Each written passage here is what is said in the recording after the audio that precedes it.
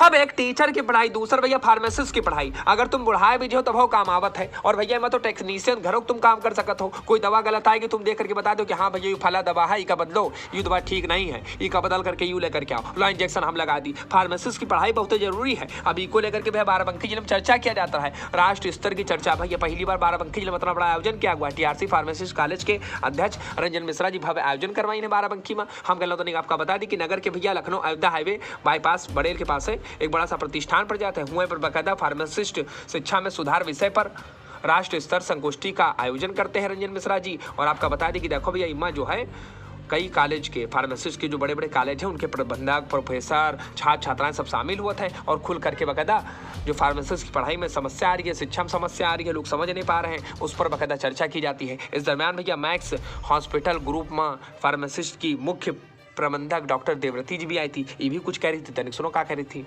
Genomics, biopharmaceutics. How does a drug respond in... अब doctor madam की जितनी बातें हम समझ पाए भैया उतना हम आपको शॉर्टकट में समझाने का प्रयास करते हैं। देखो ऐसा है, फार्मासिस्ट के हाथ में बहुत बड़ी ताकत हुआ है और ये एक बकायदा समाज सेवा का भी माध्यम बन सकता है। अगर आप कुछ ना करो, नौकरी करो चाहे ना करो, तो वो भैया देखा तो अगर आप फार्मासिस्ट की पढ़ाई पढ़े तो आपको दवा के बारे में बहुत अच्छी खासी नॉलेज हो जाएगी। कभो कदार का हुआ था कि डॉक्टर साहब एक दवा दूसरी बार लिख दिया था और भैया मरीज बेचारे जाने नहीं पावत है। अगर डॉक्टर साहब का ना दिखावे तो बेचारा समझे ना पावे कि डॉक्टर साहब कई दवा लिखी कहीं नहीं, लेकिन फार्मासिस्ट सब कुछ जान जाती है। वह भैया समझ बूझ सब जाती है। वो दवाई बनाने से लेकर के भैया पैक करके बेचने और मरीज को देने तक का काम करता है। फार्मासिस्ट के कंधों पर बहुत बड़ी जिम्मेदारी होती है। और फार्मासिस्ट अगर देखो कि देखो डॉक्टर साहब दूसरी दवा लिख दी है, वो डॉक्टरों को समझा दिया था कि डॉक्टर साहब आप दूसरी दवा लिख दो, क्या बात है, ये क्षमता की यू दवा है, यू क्षमता की यू दवा है, सब कुछ फार्मासिस्ट जानत है भैया। तो फार्मासिस्ट की पढ़ाई बहुत जरूरी है। पिछली बार तो बताओ था कि प्रवेश परीक्षा का लेकर के जो है कम से कम 80% सीटें खाली रह गई थी। बहुत बच्चे जनते नहीं है भैया, कत्ते लोगों का तो छात्रवृत्ति नहीं मिली। तो इन विषयों पर तमाम तरह की बातचीत होता रहा है, खुली बकायदा चर्चा हुआ रहा है कि कैसे बकायदा फार्मासिस्ट के प्रति लोगों का जागरूक किया जाए। बच्चे में बकायदा भैया रुचि लिए पढ़ाई पढ़ें, बहुत जरूरी इंपॉर्टेंट पढ़ाई है फार्मासिस्ट के। इसो बकायदा इंटर के बाद पढ़ाई पढ़नी चाहिए।